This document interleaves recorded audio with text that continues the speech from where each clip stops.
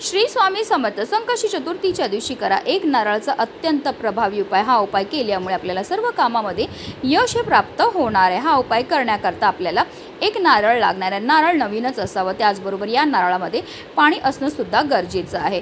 त्याचबरोबर आपल्याला 21 दुर्वांची जुडी यथाशक्तीप्रमाणे दक्षिणा तुम्ही 11, 21, 51 कितीही रुपये घेऊ शकतात।